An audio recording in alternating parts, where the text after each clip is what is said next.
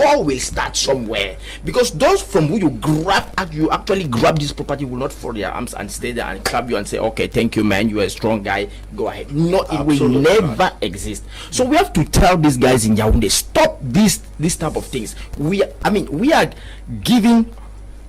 creating fear for a very big and terrible war in this country. We should stop this, Leo. That's the problem. Okay. You know, one of the concept of this, let me say, assimilation, because I will call it assimilation of the Bakri land. One of the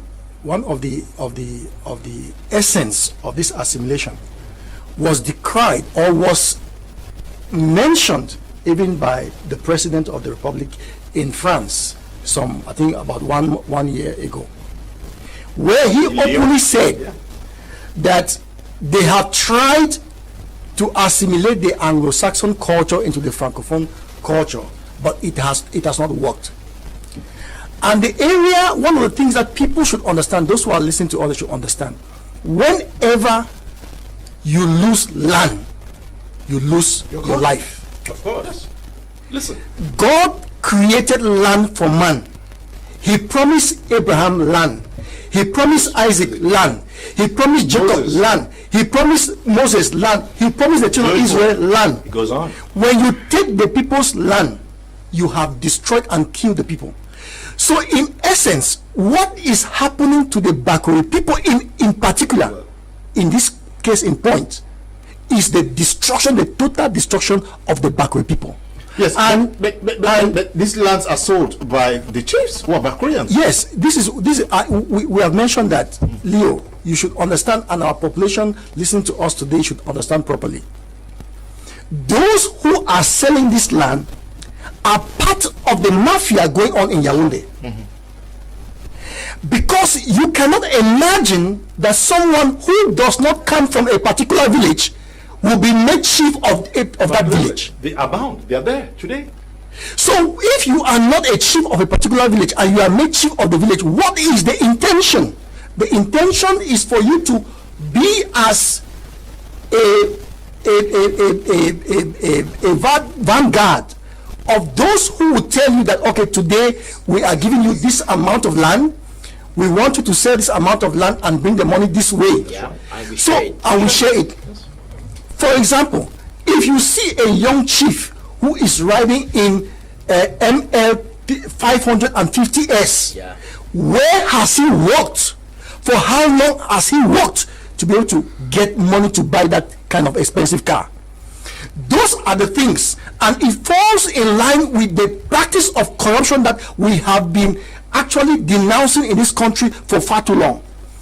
And when a system or a regime allow corruption to become so common in society, like what we find today in the Fako region or in the Fako division, then we have no other thing to say than to say we expect that the regime in question will be able to face the Bakri people when they will stand up. Okay, but I want us to talk more on the CDC itself. We are going to be discussing about Fako as a whole, I'm sure, on Friday, because we are going to run a series of this my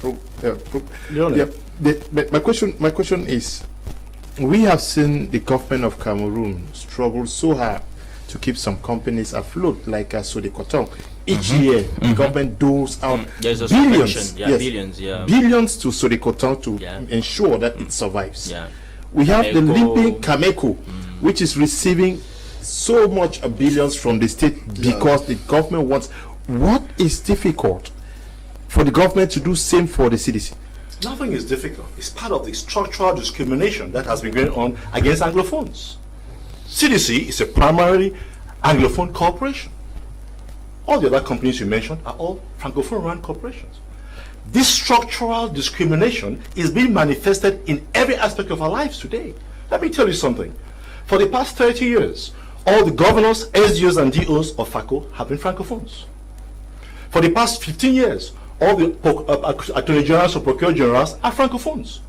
In Tico, all the state councils, Francophones. That state council in Tico has been sent to Limbe today. Francophone. Are there no Anglophone lawyers who can be magistrates who can be state councils in these places? They are there strategically. The state council in Tico has been supporting the ground line grabbing in Tico. I have proof. Complaints have been made to him since 2014 about incursion into lands by this Mwali Taki I mentioned, who is being fabricated as a chief. He has never prosecuted him. Go down to Limbe in Livanda. 50 hectares of CDC land was given to Livanda village, represented by one Mr. David Nanjiakar. That land was being sold by the DO of Limbe 1, Epale, by the other SDO, Zang, who was blessed mention. Let me tell you, listen. They took that land and started selling it because the fellow they surrendered that land to manage refused to give them part of the land. Then they fabricated a process whereby 22 hectares of that land should be reduced because that's the land they had sold. We went to court. We won the case. Now, this is important. The person whom that DO put as a chief of that village, Mochia, is being taken to court by the same administration for misleading them and lying to them that he was a chief. Yeah, but you were fighting for the land to stay as stay in the hands of Fako people. Okay, I know the CDC. Yeah, if CDC surrenders land to Fako people, it is for the use of Fako people, for the benefit of Fako people. If the Fako people are not going to use that land, I say the land should be given back to CDC. Then the CDC manage it. In fact, these lands are safer in CDC hands than in the hands of irresponsible chiefs. That is the truth. In fact, many villages that are applying for lands do not have 3 houses in their places. They cannot even manage it. 10 hectares they own. Why give them 50 hectares when you know they are going to sell the land? Why take a village in small support and give them land in Mutengene? What are they going to expand their village from Boya to Mutengene? Of course they are going to sell it. I just read today the chief of Tico, who is in court with the Tico community people for illegally selling 74 hectares of land, has just been given another 35 hectares of land. To do what? To sell. There's a system in this process. There's a system to what is happening here. Yeah, it's not by accident. How do we give money to Kameko all the time and to Suri Kotong or almost every year, yet the CDC is dying in front of this government? That's the question. That's the question I asked myself because, like I said, before even the Northwest and Southwest crisis started, the manager, the CDC already raised alarm. Yes. Yeah, the CDC was already, raising alarm that we need some help because actually there was a lot of problem with their bananas and so on. So they were already saying the government should support them with by granting some subvention to them. I don't know why. I can't tell why. Now today CDC is asking for 70 billion. What is 70 billion? I mean, this is peanuts as compared to what CDC is capable to raise as money. CDC is one of the tools that we use to have our currency, because they export a lot. That's one of the the corporation we have in Cameroon actually that's employs exactly, and. CDC is one of the company in Cameroon that export a lot. Therefore, is one of the company that guarantee our currency, for external balance. So I don't understand how, for the past 5 years, the government has been so reluctant to release some money to CDC to actually boost up its production. Bananas is no longer there. I think palm oil is also shaking like this. I think nothing is moving in. So I can't explain, but normally there should be a plan to actually put some subvention at the disposal of CDC to boost up their production, or even to renew their production tool, because the CDC tool production tool is very old. So it needs to be renewed actually. And this is something the government has to really think about. Today, they are saying that, actually because of the crisis, the production tool was destroyed. Before even the crisis, there was already a lot of problem in CDC. All the equipment of CDC were old and needed to be renewed. And I don't know why they didn't do that. Anyway, the government has an answer to this question. Maybe it's simply because everybody want to, they want to cut it into small shares and everybody grab his own part. I don't know. Yeah, coming back to the issue of CDC, I think it was in 1979 or thereabout. My father was part of a delegation that went to Indonesia to introduce palm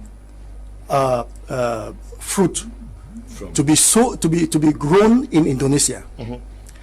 As we speak, Indonesia is exporting fine palm oil to the entire globe, and Cameroon CDC, the palms section, is still struggling to be able to supply even the crude oil, red oil, to the local population.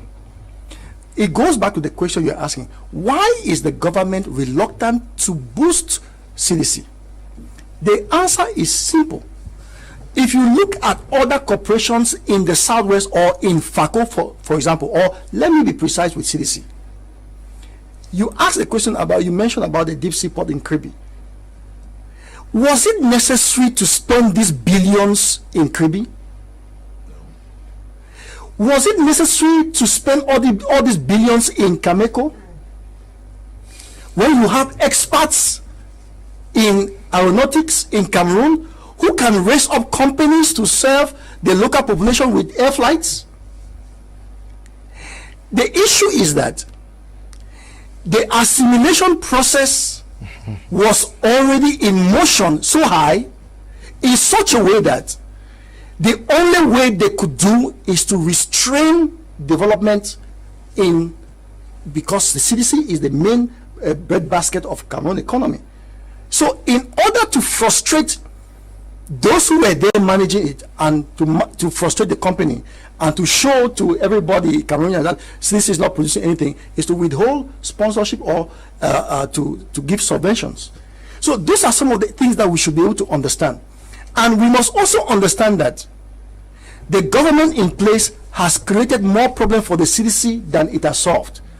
And the government is not in position, does not even have the charisma to solve the problem of CDC. Okay. Now, in order to solve the problem of CDC, though maybe you are going to come for solutions later on, but I want to say in passing that the CDC plantation has to undergo about 7 steps for it to emancipate. The first step is to see the voluntary will of government to stop this war. Okay, to stop this war. Okay. Now, my question is: almost everybody is decrying the sad situation, very sorry state in which the CDC finds itself. I can imagine what the management of CDC is going through. We have a FACO, to be precise. They have representatives at the level of Yaoundé, MPs, senators, and a host of others. Why is everybody silent? Also, because we see the government is silent, watching the CDC die. What are FACO elites themselves are saying? Leonard, what I would like you to do is invite all our so-called representatives in Yaoundé to come here and answer that question. Because they are out there. Vice President of National Assembly, you can name them all. Members of Parliament from FACO, they are all there. Invite them here. Let them come and answer this question. You know, I ran for Member of Parliament of FACO in February elections. I ran for that. They put a gentleman to stand against me from CPDM. Have you heard him talk? This is exactly what I said. I said, that young man is good, he's all right. I'm not being patronizing towards him, but he's not ready. First of all, he's an employee of government. Secondly, he has no experience. Thirdly, he's just been forced into politics. And he cannot talk because the condition under which he's being put in doesn't give him the autonomy to talk like I can talk. Okay, invite him. He's there in Boya. Let him come and answer that your question. He is a member of Parliament of FACO. And there are many. There's one in Limbe. There's another one in Chico. There's another one from Lower Boya. Lower Boya, I think. Yeah, of course. Invite them all. And we have senators too. Please invite them. Let them come and sit here with us and tell us, because I have been trying to get that answer myself. I cannot get it. Every time I've gone to Yaoundé with this problem, and I've been doing that for more than 6 years now, since I came back to the country, I get asked this question by members of government, at the presidency, at the Prime Minister's office, and other ministries. Where are the other FACO people? Why is it only you talking about FACO lands? I have been asked that question consistently. Mr. Leonard, you have an opportunity to invite them here. Let them come and answer. They owe that explanation to the FACO people. They owe it. They don't represent themselves in Parliament. They represent people of FACO. I agree. Please invite them in next session. I would like to be here with them. Let them answer that question. Okay. You started something when it was rumored that the headquarters was going to move to Yaoundé. I saw you in Limbe trying to protest that. But as a politician, did you also contact all the FACO politicians to carry the CDC problem to Yaoundé? Well, Leo, you see, my senior brother is here, who is also a legal expert and a politician, as I can say. And he knows the struggle that I have on daily basis with regards to the FACO people. I think that I will not want to cast blame on our people, but I think that they are being manipulated by a few who think that they have reached the summit, the zenith of life. But we must understand that we are dealing here with a people. I can say that the FACO people is just like it's a nation in itself. Yeah, it is. And therefore, a nation is not an individual. No. It's not a group of family people who are put here and there. You know, each time that certain people like myself and Barrister Ngongi try to raise up or evoke certain serious issues that menace the tranquility of FACO people like this one, you hear some of them will start saying that, oh, you people are making noise, what have you done? What have you done? What have you done? And so on and so forth. And when some of those people who are in certain strategic positions in the country, they come and give them some chips, and they take it and flash it all over the place, organize some kind of press conference and talk about it. Oh, the head of state has appointed these. I am not apprehensive of their nomination or their appointment. But the point is this: there are more fundamental issues to be tackled than to be excited about an appointment of an individual. And if the FACO problem, which is also the CDC problem, is not handled from a global perspective, as a matter of fact, some of us will die fighting, and while others will be rejoicing from peanuts. Leonard, Okay. just a second. I think if you give me a second. Yes. The same question that you asked: why is this elite? Why are these elites silent? Why are they not? If there is taking- something that some people who have just written to me say, if there is something that they should die for, it should be the survival of the CDC. Yeah. That's right. Yeah, but the answer to that question comes through this question: how do they become elite? How do we become elite in this country? How? Is it through your personal effort? Is it through your competence? Is it through? That's my question. Be it political elite, economic elite, how do you become elite in this country? So when you are fabricated to become an elite, then you have An allegiance. to the people or the system that actually, fabricate you, make you as a, you have to report to them. And we all agree here that there is a mafia going on, and this mafia is being controlled by the system, by our top authorities in Yaoundé. So if they are the one fabricating this elite, how do you expect these elites to turn against The masters? that is the answer to your question. Okay, let me just add. Let me just add. Personally, let me just add not to you, only Edmond. not only Edmond. FACO's elite or Southwest elite, but all the elite all the in this elites, country. Let me I don't just- expect anything from them. Let me just add- So count them out. Yeah, let me just add to you. Let me just add to you, Edmond. What we expect from these elites who have been groomed by certain quarters, we just need a little bit of objectivity. We are not asking them to carry the cross on their head like Jesus Christ did. No. We expect them to be objective with regards to the issues for which they claim that they are representing the people for. You cannot be a representative, a parliamentarian from FACO East, or from Boya Urban, or from Boya Rural. From the day you were elected, supposedly elected, till today, There is nothing like a bill that you have tabled in the parliament regarding even the CDC that we are talking about today. And those are the things that we ask ourselves.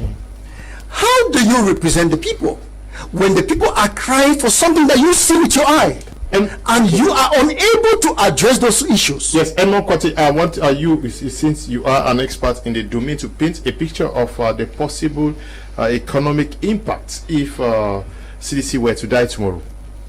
No, I mean, the impact is that the first impact is there, is that the young people that used to, make their life, by working in CDC today, we all know what they are doing. So that's the first impact. And the second impact is that, like I said, CDC was one of the channel Cameroon used to make a lot of currency, and today we do not anymore. And if today we succeed in giving CDC to PHP as it is, being planned, it's going to cause, I think, 10,000 the trouble we actually get now in the southwest. So we got to be very, very careful. And to stay in this field of economy, I think it will be very destructive if at all CDC disappear. It will be very, very destructive, because if CDC disappears today, it means we're going to depend more on importations again, because already CDC was trying to produce some certain things in the country that, at least palm oil and things like that, and today already, since CDC started having problems, have you realized that we are importing palm oil from Gabon? Yes. Have you realized that? Shameful. It is damn shameful. It is shameful. Shameful for our economy, even for our own pride. It is shameful, because Cameroon was one of the countries where how these guys from they used to come here and study how to actually plan this from Malaysia. Mm-hmm. Of course, they came here to study, to learn from us. So today we are importing. We've sold even a vacum to these guys again. Can you imagine how? I don't understand. People came here some few years ago to learn from us how to plant something, and today they have grown until they're coming here to take over us. How do you explain that? So I was saying that to stay in this field of economy, I think we all have to take care about the survival of CDC. We must do everything to keep CDC as a very big corporation it used to be. For employment, already we said that CDC was the second employer after the state. Right. For employment, for the currency, to limit our importation, and so on. So we all have to maintain CDC alive. Leonard, I would like to add one very important addition. I would like to make an addition to what Edmond just said. The impact will not only be economic, social. It will be social. Yeah. It will be cultural. Yeah. It will be political. Yeah. The ramifications of the death of CDC will be bigger than this government can handle. Yeah, because I was going to ask you that is the government not also scared watching CDC die, knowing fully well that people have not forgotten how the produce marketing board went to the Cameroon Bank and it was stuff like that. But let me remind you that we're an institution where the state has been captured by a handful of people. When you think of the state of Cameroon, don't think about the government of Cameroon. They're two different issues. This government now has been captured by a handful of people who do not care, like Edmond said, who do not care at all. They care about their own exorbitant lifestyle. Yeah. They don't care about the rest of the country. Listen, if they care, this war will not be going on in southern Cameroon. You have stopped. But it is a good money-making business. Of course. That is the issue. Yeah. Listen, I agree. Last year, November 2019, I received a document signed by the Lands Conservator of Fako. For the first time in my life, with all what I thought, the little I thought I knew about land law of Cameroon, I found out that I have not known enough. The Conservator of Land in Cameroon issued a letter, a certificate of ownership by the government of 650 hectares of land in Fako. Now tell me, we know that the 104,000 hectares of land that is occupied by CDC is already starting the grown book as Bakori private property. We know that the government of Cameroon is receiving in its treasury every year, every month, every year, land rates paid by CDC for this land that is rented from the people of Fako, the Bakri people. Now, out of nowhere, in 2019, a simple land conservator, not even a Fako person, prepares a letter saying it's a certificate of ownership of 650 hectares of CDC land that belongs to the government. But mark you, the government is the custodian of all lands in this country. The government has the position of a trustee. They have fiduciary duties in law to make sure that they manage these lands to the best interest of the people who own the lands. That's right. The government doesn't own the lands. If the government wants land for a government purpose, the law gives it the opportunity to expropriate, pay compensation, and appropriate it as private state land. That's right. Now, a small land conservator sits down in Boya and prepares a certificate of ownership over CDC land, 650 hectares. Now, who gave him that authority? We shall be challenging him next week in courts. Who gave him the authority? When did a land conservator have the right to prepare certificate of ownership? We know of land certificates. That's right. We know of land titles. There's a procedure for issuing land titles. Right. You go through a land conservative board. You have the CDC board chairman. The ministerial order of 3rd March 2003 elaborates exactly how CDC lands must be surrendered. Right. It's a complicated, very detailed process. Right. This has not happened. This has not happened in Moliwe, where they gave, I don't know, 40 hectares to a fellow chief in Sase. It has not happened. So, the people in government are given powers to administrators and land officers to appropriate land, claiming it's government land, which land indirectly goes to private hands. This has to be stopped, and you're right. The problem in Fako today is an existential problem. If it continues, the people of Fako will disappear as a people. They will not be known in the next 10 years. They will become settlers. There are children out of this country, thousands of them. When they come back here, whom do they get land from? They have to start buying land from individuals who are not Fako people. And again, the way land has become so expensive in Fako, yes. you cannot imagine. Okay, let me take a few comments from those watching us. Good evening, Mr. Leo and Max from Limbe, and thank you for the beautiful program. All these so-called elites are nothing but puppets which are controlled by those in Yaoundé. Economically, Cameroon was supposed to be one of the most blessed countries in Africa, and CDC limping just lets us know how those in Yaoundé want the Anglophone community to send back to the Ice Age. Please, Mr. Leo, thank Barrister Ngongi for his insights. Okay, he got you. Good evening, panelists. Mr. Liu, I'm glad with your selection tonight. A group of cabal are working hard to destroy the economy of Fako. How on earth can a subdivision be controlled from basic level of police to the rank of governor by foreigners? Okay. Moreover, the introduction of bikes in Fako was the bad intention because it reduces labor force by killing the CDC. Joseph is writing from mile 4. Good evening to you, Joseph. Revolting on behalf of ignorance is like setting yourself ablaze to light the way for a blind man. I really appreciate those on the panel, but most people in Fako enjoy the status. Okay, Ndinde is writing from Yaoundé. Good evening to you. Greetings, Mr. Liu. The program today is the best, and may God bless all of you in the studio. I'm Prince Salif writing from Yaoundé, Chapelle Obili. Good evening to you too.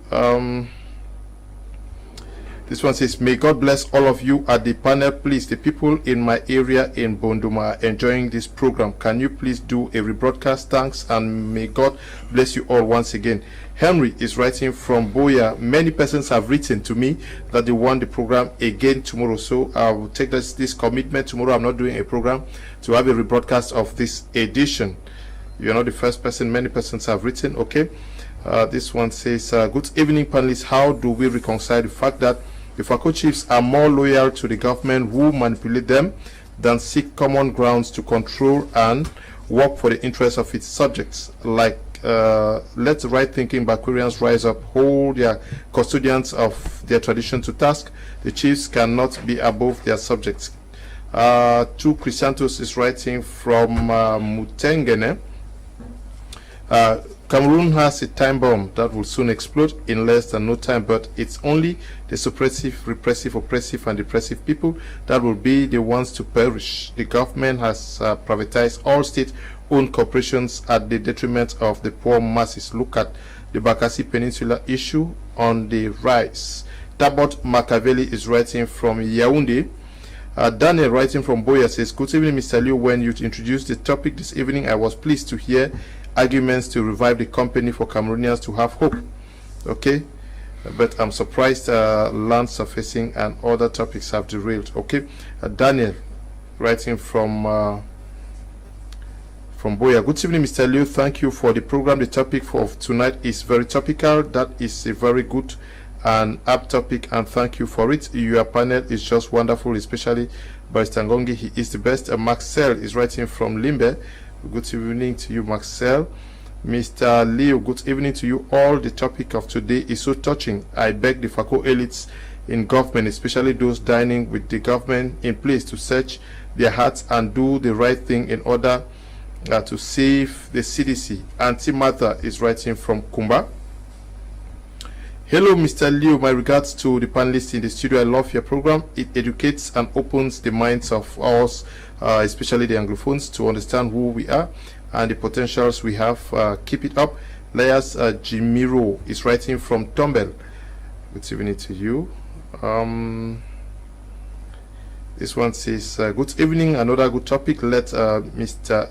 Okay, Emon Kwati answer the question. Why should CDC export through an estuary port of Douala in place of the Limbe Otiko deep sea port? This is one of the causes of the Anglophone problem. Okay. I'm Titi from Limbe. The program today is very good and educative. Thank you very much. Good evening, Mr. Kum and Co. Enjoying the program. For CDC to survive, the common man should be removed from Yaoundé and then a bomb planted to erase. Yaoundé, Sir Chief is writing from Kumba. Okay, please, we should not send such messages. Neighbor Wilson from Douala says there is too much knowledge in that panel of tonight's program to speak positive change. Okay, to spark a positive change in Cameroon. To all those on the panel, no matter what, please don't stop. I've been inspired by your knowledge. Thank you. I'm sure they got your message 5 on 5. Now, when you give birth to a child and you think he or she will remain the same, you are making a fool of yourself. CDC has all reasons to be the way it is now because of the people that was. Okay. Samuel is writing from Kumba. Now, the messages are just pouring in. Now, Barrister, the CDC, as we know, is going through very difficult times. The workers have gone for months without salaries. Yeah, 2 years now. Yes.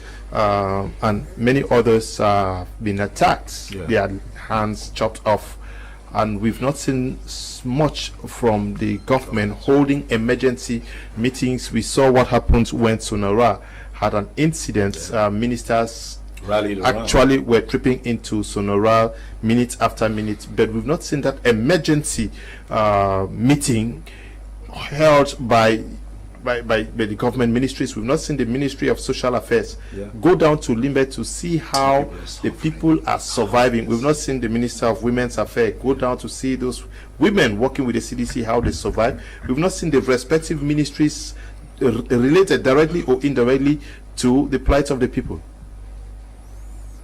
Yes, Leonard, a leopard cannot pretend that it's not a leopard. Its spots will betray it. What we are seeing today is a confirmation of the fact that we are two different people in this country. It's a confirmation of a fact. The government is showing clearly, consciously or unconsciously, that they care about themselves because they, by majority, are from East Cameroon. Sonara, although it's in Limbe, is 99% run by Francophones. We all know that. We all know that as a fact. I mean, we have passed that stage of pretending anymore. We know the problems of this country. We know how they can be solved by simple honesty and putting the cards on the table to dialogue. What is killing us today is the greed that grips this regime. The greed, the selfishness, and the arrogance of the people in power. That is what troubles us today. The problems of Cameroon are not unsolvable. In fact, they are very simple to solve if only we can bring in a little bit of honesty, empathy, and God-fearing attitude in how we run this country. You have the feeling that this country is run by demons right now. Like as if an evil spirit has gripped everybody in this country. You see it even in the roads, as the way people drive. They don't think about other people. Everybody thinks about themselves. It's a manifestation of the head. That is the truth about it. Now let me tell you something. Although the picture looks that bleak, we can solve this problem. If the government of this country doesn't want to salvage CDC, we the people of FACO will do it. We are ready. We the people of TACO can raise that 70 billion francs to salvage CDC. The 7 billion francs. Is it 7 billion or 70? 70. Be it 7 or 70. 7 FACO billion people can raise up that banana money. project. 70 billion In total. in total. FACO people can raise that money to salvage CDC. It is their property. They have an obligation to make sure that CDC doesn't die. Let me tell you something. Have you seen a mother who has entered a fire to save a child while the firemen are afraid to enter? That is what blood does. When you own something, when you are connected to somebody or something, you are ready to die for that person. Like Prince Okoto said, just like he said, we have gotten to a point where FACO people, and some of your readers or from your viewers have said that CDC is something FACO people are ready to die for. And I think the government should have this message very clear. And I'm grateful that we have a prime minister today who comes from this part of the country, who understands this problem. Oh yes, I'm sure Mr. Prime Minister, if he's watching, knows very well that he can help solve this problem. Sure. We are behind him. All he has to do is give us that call, and we shall come up with wonderful proposals on how he can solve this problem. He is the head of the government. He cannot allow people working under him to sabotage this government by sabotaging CDC. That is what is happening. CDC is being sabotaged. It has to stop. There's no other option. It has to stop. Yes, Mr. Liu, if Barrister Ngongi becomes board chair of CDC, things will change. Mu Matthias is writing from Edinau in Limbe. Hello, Mr. Liu. The FACO land problem exposes how self-centered a Cameroonian is, and most especially an Anglophone is. We Cameroonians think only about ourselves and nothing more. If Cameroonians are patriotic, there will be no FACO land problem. Percy is writing from Kumba. What message do we get from the agency and interest that is shown towards Sonora that is living side by side this CDC? Well, just like Barrister Ngongi mentioned, we all know the problems of this country. It stems from the fact that people feel that there are more Cameroonians than the other, and the factor of greed and selfishness has made people to feel that Sonora is more important to them than CDC. And because Sonora is more important to them, the Sonora headquarters is found in Douala and not in Limbe. Those are all the things that have actually, created a lot of frustration in the minds of Anglophones in general, but for the FACO people in particular. We must understand something. When I was in secondary school, I read a book titled "The Beautiful Ones Are Not Yet Born." Yes. And that book was written from a background of the Ghanaian system of oppression. And back then, we saw many Ghanaians in Cameroon. I mean, there were more Ghanaians in Cameroon in those days that I knew than some of the Cameroonians that I knew. So Ghana was like a rotten country. Yes. And when I think about that image and the story of that book, I think about what is happening in CDC right now. But when we look at Ghana today, we see I witness Ghanaians leaving Cameroon in their numbers going back to Ghana. Yes, with hope, with joy. They are so excited. They are happy. They are proud of their country right now. I am a Bakurian. I come from FACO. In my own little way, culminating with the suggestion that Barrister Ngongi has made, the Prime Minister of this country is coming from that part of the country. Yeah. When he was appointed, I sent him my congratulations. But one of the dreadful things that I've experienced with members of this government is that they try to avoid contact with some people like us for reasons that I don't know. We have the ideas, and I want to say, and with the backing of Barrister Ngongi, that CDC will not die. It will not die. If CDC has to die, it means that the Bakwe people have perished from the planet, from planet Earth. Because we talk with some of them who are in the diaspora every day, and the burden that they have for their division, for their land, is a burden that they can go to any extent to preserve their heritage. Yeah. And therefore, we are calling on the Prime Minister to be open. The Prime Minister should be fearless. He is the head of the government, for crying out loud. There are things that he should not take them for granted. And CDC is one of those aspects in his tenure of office that he should not take for granted. Yes. If he cannot solve the Anglophone problem in general, at least he should solve the CDC crisis, so that CDC should stand on its feet again. And we are going to be behind him, and we are going to mobilize the resources from wheresoever that we can find them in this planet to make sure that CDC comes back to life. Oh, yeah. Because the 6,000 people who have lost their jobs are all our brothers and sisters, and have now become burden not only to us as members of family, but to the nation as a whole.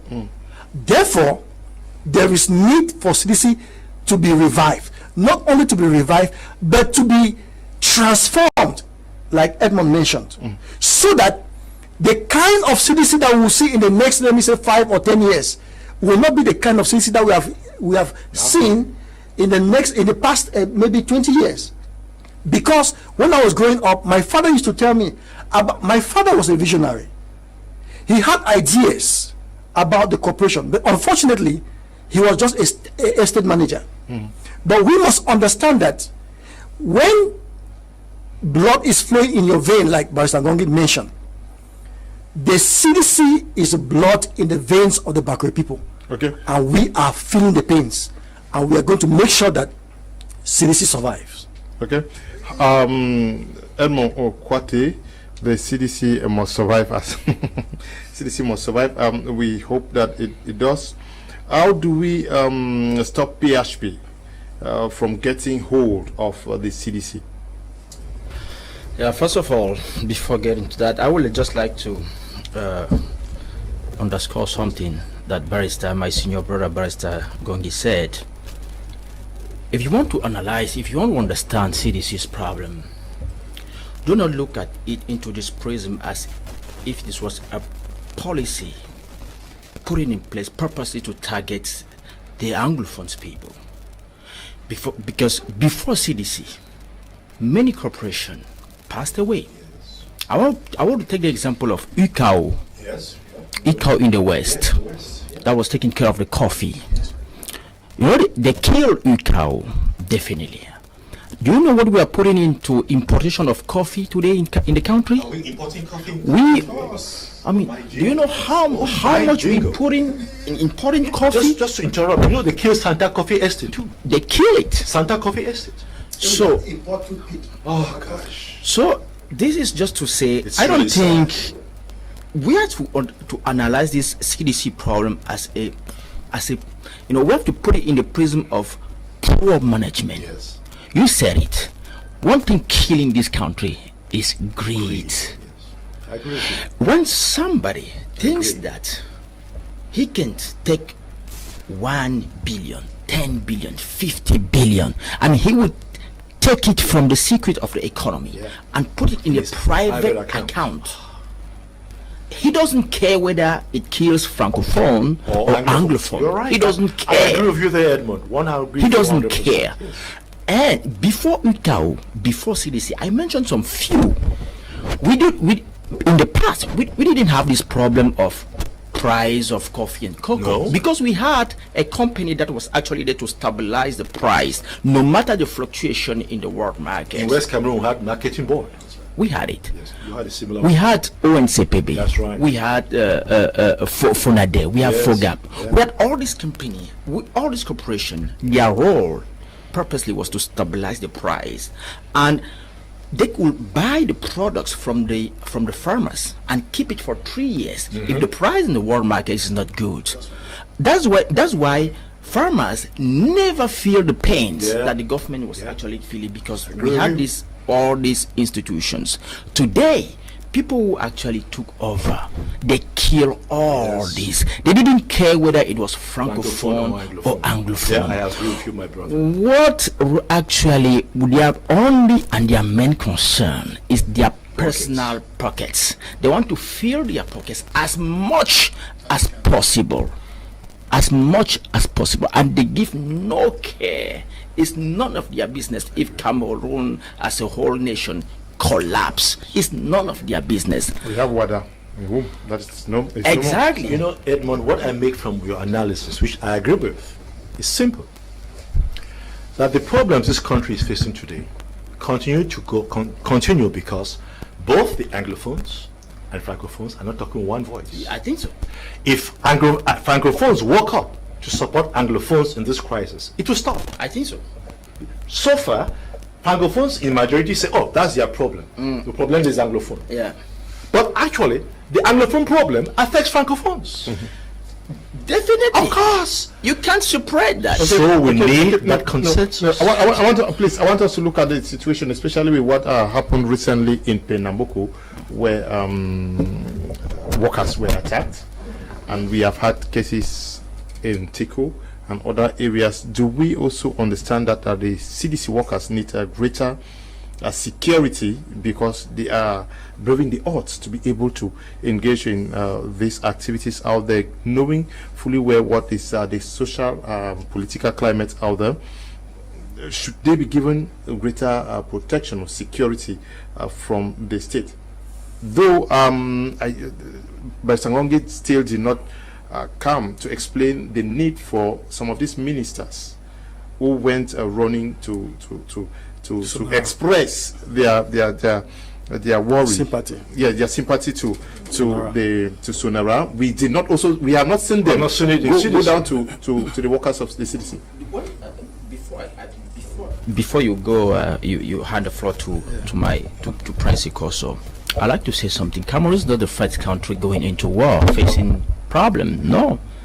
Wherever I've been in this world, when there's a problem, the first thing the government has to do is to make sure they secure the production tools in the country.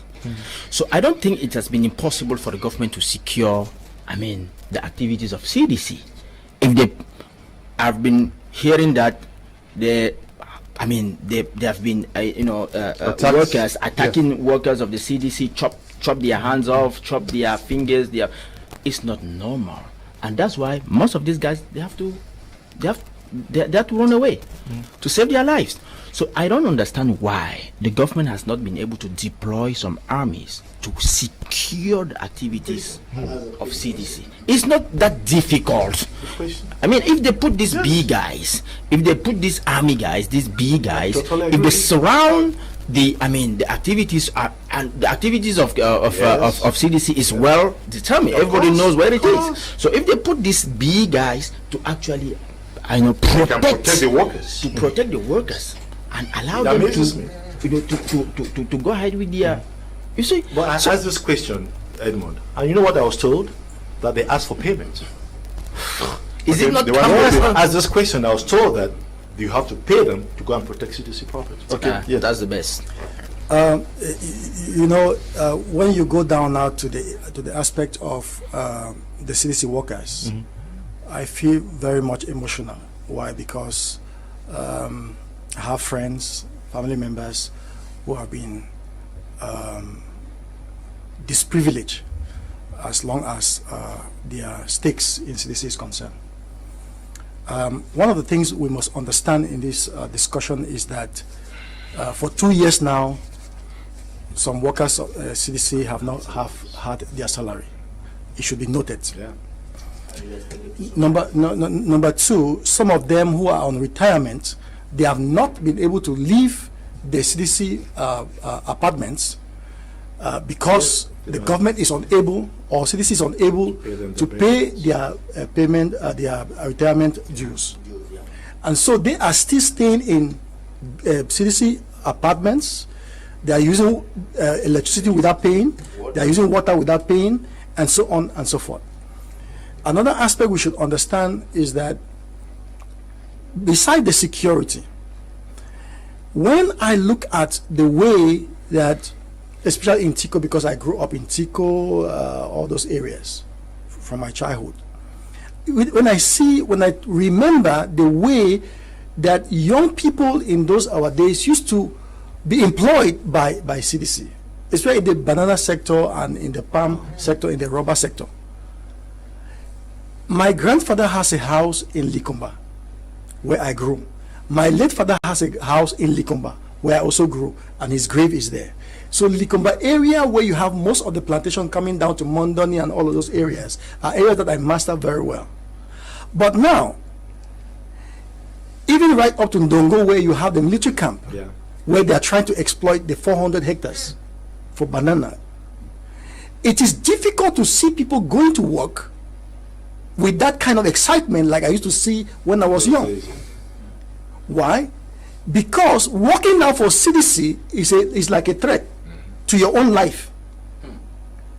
And I cannot understand how people who are supposed to be the beacon of the economy, helping the government to be able to make the country stable economically, they are losing their jobs systematically in CDC, and the government is mute. Yes. You see, it beats one's imagination, and it boils down to some of the things that we have been decrying for too long now: corruption, greed, and so on and so forth. But now, what is government's role in securing the lives of those who are working day and night, to even at this point in time risking their life for the 400 of hectares which is being exploited for banana? What is government doing? The military base that has been put somewhere down there in Dongo is alleged to be responsible for the killing of a young girl recently. That's sad. So when we say some of the things, some people say, "Oh, you are a politician, and then you are criticizing the army and so on." No, it is not a matter of criticizing the army. Yes, but what we are saying, Leo, what we are saying is this, or what I am saying is this: one of the greatest responsibility of government, just like Edmond mentioned, is when there is crisis in an area, and even violent crisis. One of the greatest responsibilities is for government to go for security of the people who are making ends to meet in those areas, especially with regards to CDC. My own cousin was threatened several times in one of the camps where she was posted, and she had to run overnight. We had to secure her escape overnight because her life was not secure anymore. No. So what should be done is that government should become more responsible in protecting its citizens. Okay, especially more responsible those, in protecting those its citizens. I'm sure I should take 1, 2, 3 messages. Okay. Mr. Kum, good evening and courage to your panelists. UCAO was a cooperative association of coffee farmers in the west, like the northwest Soefco, and UCAO did not have the impact CDC had in the southwest, even English Cameroon as a whole. Killian is writing from Boya. Good evening to you, Killian. Mr. Liu, I don't think sending bee in the plantation is a solution. What happens to their homes after work? Mbanwe Etienne writing from Kribi. Okay, Sama Abang says to corroborate what Barrister Ngongi said, public schools pay law enforcement agencies, police and gendarmerie for on-campus security. Worst case is we lay private schools. Okay. Sad. Good evening, Mr. Liu. If they protect the workers while on duty, will they go and protect them at their homes? Collins is writing from Limbe. Okay, Mr. Prince, the fact that the government doesn't want to provide security for CDC workers clearly states their strategy plan to crumble, okay, the economy. Okay, Good evening, Mr. Liu and the panelists at the studio. Let the government of Cameroon first of all solve the Anglophone crisis, then the CDC crisis will be handled naturally. I'm blessed, Elvis, writing from Kumba. CDC can only survive if it exports through Limbe Utiko Deep Seaport. Okay.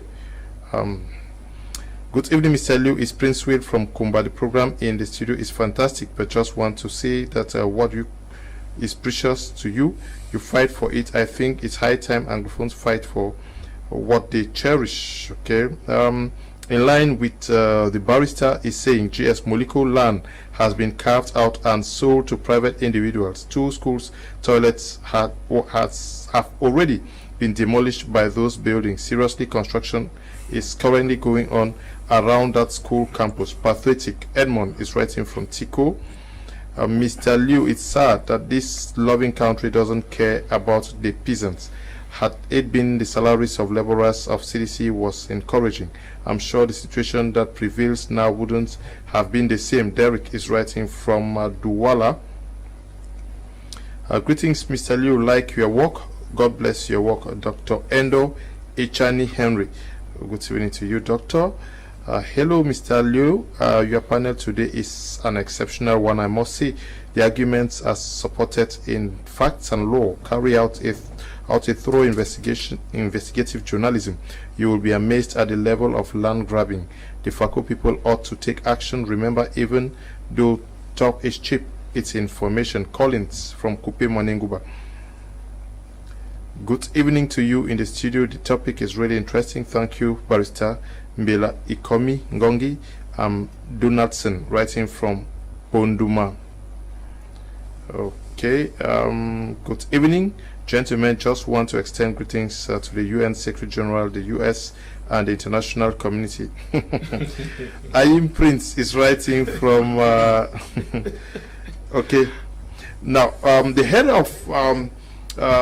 We are talking about the reconstruction plan for the southwest and northwest regions.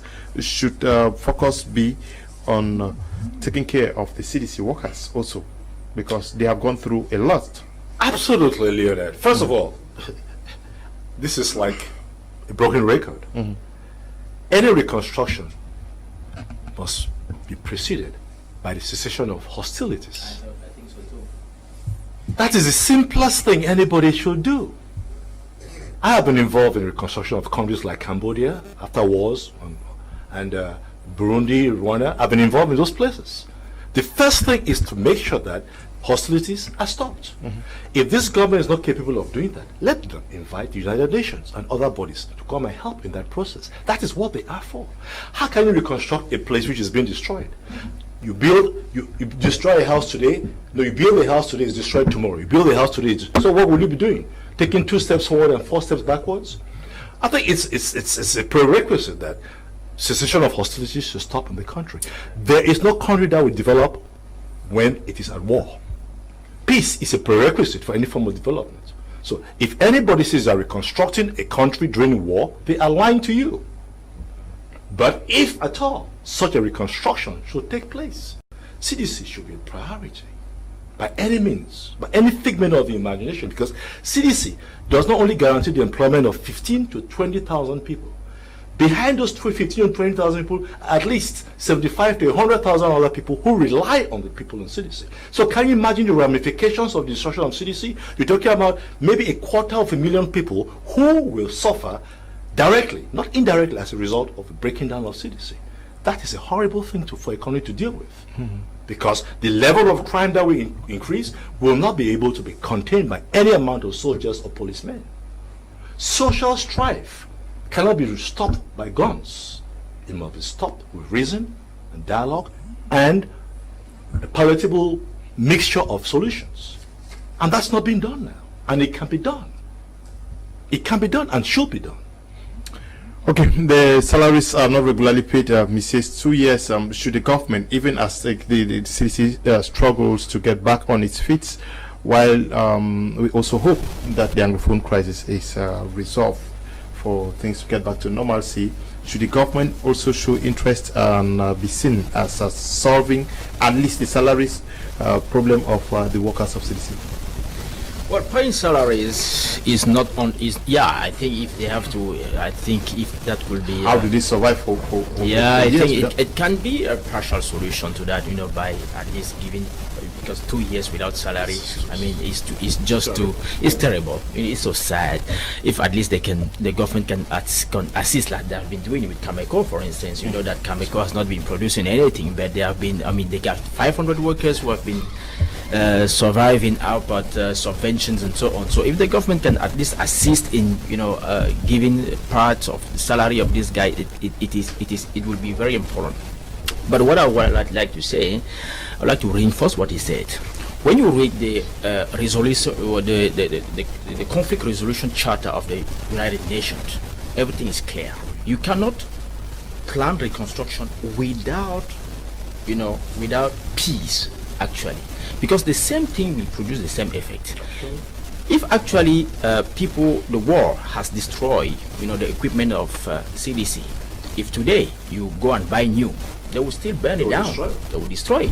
So I think we should not be I think we should follow things in the right way. If we want to talk of reconstruction, the first thing is to stop the war. It's very important, and not only CDC is affected. I think in the southwest we had Del Monte. I don't know if they're still there. Just working with partnerships. They have Pamol. I don't know if they're still existing. I think they are also suffering from all this crisis. Pamol died even before CDC started crumbling. So I think you see. So we have all these companies, and the first thing to do is to stop war. Ceasefire, and there is only one way to solve this problem is through dialogue. That's right. All parties should sit down because there is a problem, and this problem cannot be solved with the army. It is only through dialogue. People are frustrated. People have been going through a lot. They've been complaining. Call them, sit down with them, talk with them, ask them what is your problem and what do you think can be the solution. Talk with them. At the end of the day, there will be a compromise. People will accept. People will agree on certain things. You might not agree on everything, but at least you will agree on certain things that will help to stop the hostilities. So I think that's the most important thing. CDC must survive, not only for the workers, not only for Anglophones, but for the whole country. Like he said, when a corporation at the level of CDC, when you say 20,000 workers, you can't imagine in a social organization like ours, you can't imagine the impact when people are jobless, when 20,000 people are out. And you should know that CDC is not only a direct employment provider, but indirect employment provider. What becomes all these people who are surviving out of CDC by being simple suppliers, supplying this or supplying that? What becomes of them? Most of them, they have closed down. Most of them. So I think it's very important that we really look into this problem. Not only, a CDC, but this conflict in the Northwest and Southwest must stop. It is gradually destroying the structure of our economy. Okay, if you are not watching us on our Facebook page, My Media Prime Facebook page, you can follow the program live on our YouTube channel, BT Media Group YouTube channel. You can also follow us there. Now, what are the things that are supposed to be engaged in by the FACO elites, by the people of the Bakwarians themselves and the government to salvage the situation of CDC? Yeah, Leo, let me answer your question by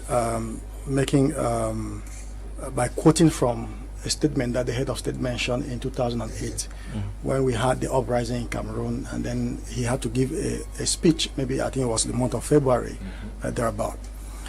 He said, on ne construit pas un pays en multipliant les ruines.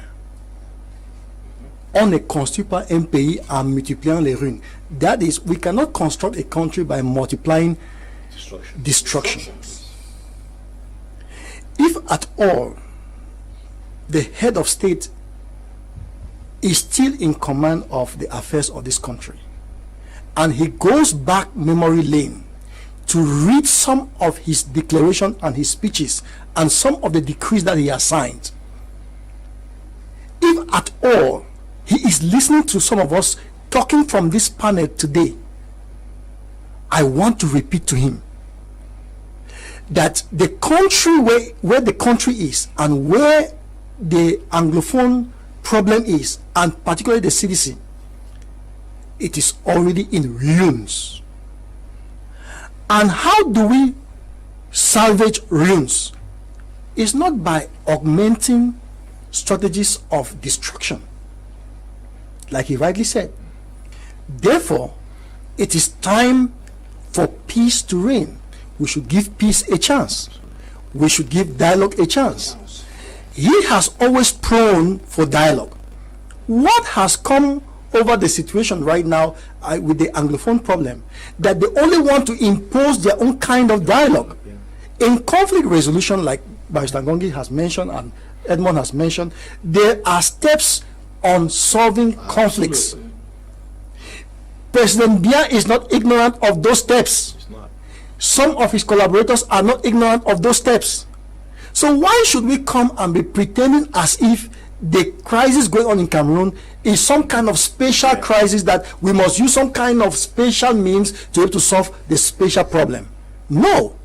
We must be honest with the problems that we know, and we must solve them using the mechanism that is internationally recognized.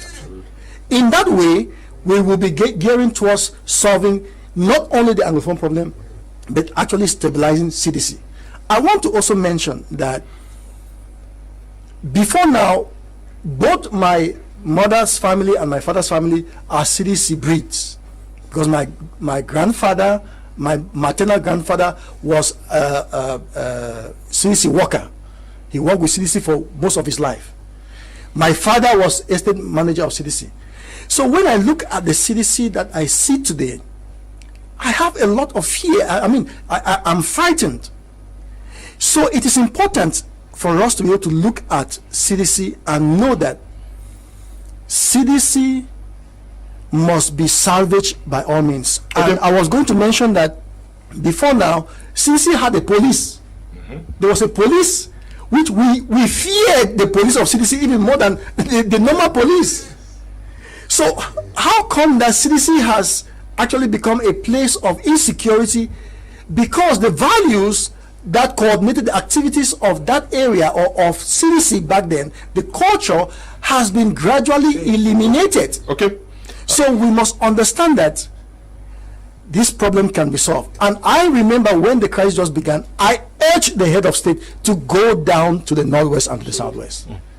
There is no way you can solve a problem as a head of state by staying in the bunker in Yaoundé. Okay, good evening, Mr. Liu. Most government-owned primary schools in Fako will soon be extinct. Serious construction is taking place around the one to the central market. Something is wrong somewhere. Okay, senior colleague. Okay, thank you for that information. Just want to say thank you too.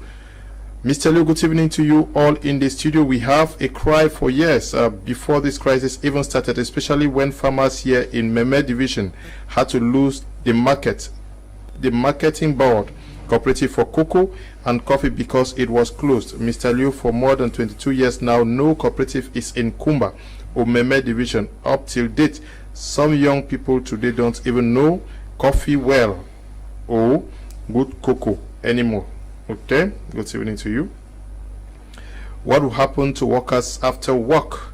If the government secures the workers in the plantations, what becomes of them after the work? The government should solve the Anglophone problems and everything will come back to normalcy.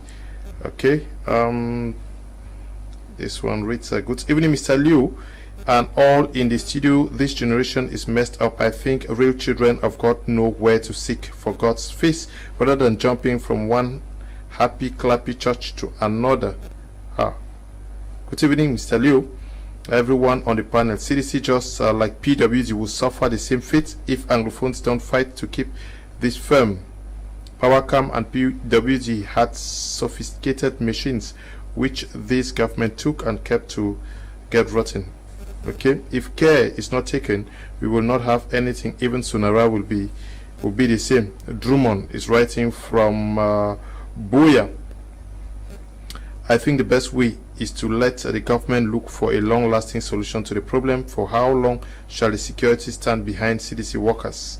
Eno in Bibon, Bidum in Yaoundé. Kudos to Prince. Okay. Titus writing from Boya says, good evening, Mr. Leo. Tell Barrister that Bakwarians did not have the highest land from the CDC. The highest land from the CDC is coming from Zian. Okay. Okay, Titus is coming from, is writing. Okay.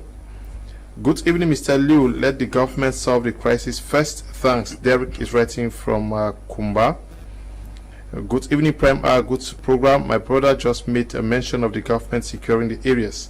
Please, may I ask you, will they also guide the workers in their private time, such as markets? The government should solve the problem at hand. Andong Eso is writing from Limbe. Now, Barrister, how do we secure CDC lands so that they are not also that is the CDC is left to exploit its lands, because that is the core capital that they need to survive. Yeah. The threat to CDC lands are on different stages. But the primary stage now is to stop the bleeding. If you don't stop the bleeding, CDC will bleed to death. So the first thing, ministerial order of 18th July 2014 to suspend all CDC land surrender should be enforced. It should stop. That's the first thing.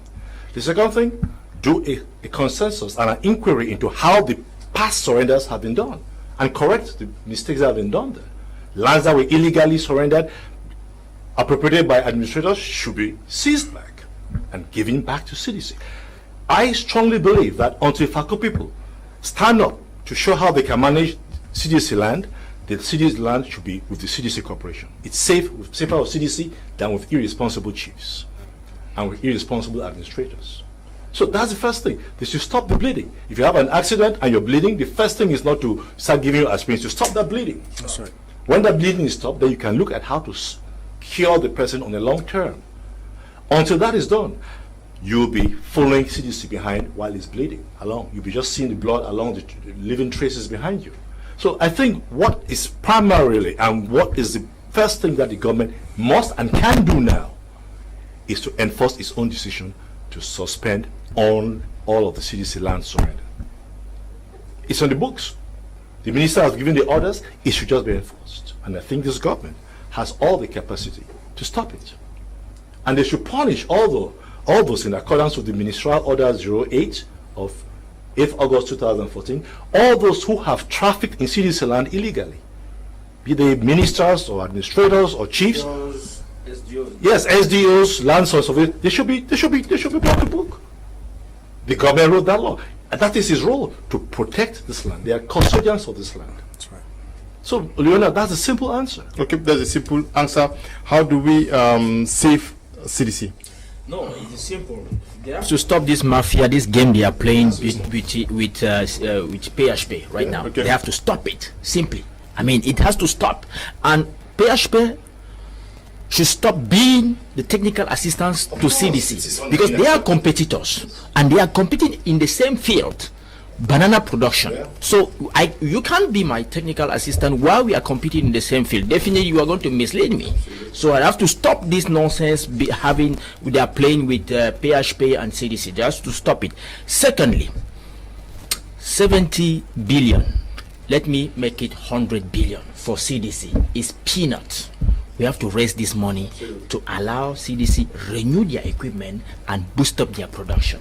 It is very simple. It is not that difficult. CDC is a huge currency provider to Cameroon. So I don't see how it will be impossible for Cameroon, whole Cameroon, to raise 100 billion to sustain a corporation like that. So I think it is important to raise this money and then give a feuille de route to CDC about their production. I think that's what they got to do. And then monitor the management of CDC. Monitor the management of CDC and make sure we don't go through this poor management we've been going through for some time. Monitor and then take all these mafia guys, all this mafia, all these people, all these mafia guys, they have to take them away and then allow CDC to be managed as a modern corporation. Okay, how do we save CDC, Prince? Yeah, aligning with everything that has been discussed so far, we must understand that CDC is not just a corporation for FACO people. It's a corporation that actually employs Cameroonians from all over the place. You know, I know of some Anglophones whose parents have a background from the Basal land. And they own the land. And they don't even know their village anymore. Yes. And they have been working with in CDC for hundreds of years, close to 50 years now. So the aspect of CDC should be central. I remember very well when Obama came to power in 2008. He created what we called the bailout. Bailing out was a procedure to be able to make sure that companies that were dying under the regime of Bush could survive. Some companies were going to China and so on. They had to come back to America in order to give employment to the Americans. So we cannot continue to see that a state corporation like CDC is dwindling in the eyes of people who have embezzled government money. I don't see any reason why somebody has embezzled 50 billion and the person put it in Kondengi. For what? Bring that money, we put it in CDC. So all those people who have embezzled, if at all there are evidences that they have embezzled, they should trace where the money is lodged, whether in foreign banks or internal banks, and those monies are removed and sponsor projects or companies like CDC. Okay. So that we can continue to employ our young population that is constantly on demand for employment. Okay. I'm in support of what you people are saying in the studio. Okay. Thank you. Good evening to your panel. Good evening to you. Please, Mr. Liu, these people you invited today are wonderful people, and I pray God will always guide you people, because the fight you people are fighting is not an easy fight, and you will succeed in Jesus' name. Amen. Focho is writing from Limbe. Thank you, Focho. This one says, good evening to you. I like your program, Mr. Liu. If the Anglophone problem is solved, everything will fall in place. Kembo is writing from Kumba. Good evening to you in the studio, Mr. Liu. When I hear of reconstruction in the middle of a war, it worries me a lot. It really shows that the governments love structure more than people. Hamzak Yakuba from Lassen. Good evening, Mr. Liu. Barrister Ngongi, whom I appreciate so much his truthfulness on the panel. Deployment of troops to guide CDC can't never be the solution. Okay, I am Mola Mukase in great support in Boya. Good evening to you, Mola. Good evening to the entire panel. Only the people have solutions to their problems. Crisis and CDC will come back to its feet. Ngole is writing from Yaoundé. Good evening to you, Ngole. Good evening to panelists. Construction or reconstruction cannot be achieved without peace. Peace cannot prevail without justice. Young is writing from Limbe. This one says, good evening, Mr. Liu. The more the government are delaying, the more the problem keep increasing. Okay. My name is Eden Nazar. Good evening to you, Eden Nazar. Good evening to you, Mr. Liu. The program today is very interesting, and we hope things returns back to normalcy so that the CDC can be renewed again and even solve their issues at hand. Fallon is writing from Douala. Hi, Mr. Liu. Thanks for educating your people and for inviting great minds. No CDC worker is still ready with the social, economic, and political situations in the northwest, southwest to sacrifice his or her life. All corporations in West Cameroon are closed. So, since the arrival of Bros Bob is writing from Limbe. People are in pain because of the crisis CDC is facing. Okay, you say God have mercy. Let the Prime Minister leave a legacy. Frederick is writing from Yaoundé. Messages are just so. Okay, the messages just keep coming and difficult to read, so we have to end here. Barrister Ngongi, he coming all the way from Boya to be part of this edition of the program. We are very happy to have had you with us. Thank you for coming. Thank you very much for having me, Leo. Thank you. And equally to you, Edmond Kwate, thank you very much for coming. I hope you are not. I know what you want to say. I will be there next time. Okay, what is happening here? Okay, equally to you, Prince Ekoso, all the way from Yaoundé to be part of this program. We say thank you. Thank you very much, my Media Prime TV, and I'm grateful. My prayer and my hope is that our messages today should be heard in the highest quarters, and solutions should be brought to the CDC Wahala. Let me take this one last message. Leonard, an amazing panel indeed. Barrister Ngongi, you have a firm mastery of the facts surrounding the CDC saga and disappearance of Fako lands. Keep this team afloat. Don't relent in your quest for justice. No matter how long it takes, you shall attain your goals. KB Eugene, they call him Sobanke, writing from Douala here. We want to thank Sobanke. We want to thank He's just an old boy. We want to thank the production team. Eli, thank you to you, Desmond, Paul, and everybody, and also special greetings to the team that is making CDC 2 be moving despite the odds. That is special greetings to the management of CDC, especially our colleagues of the communication department. Stay blessed. Bye-bye.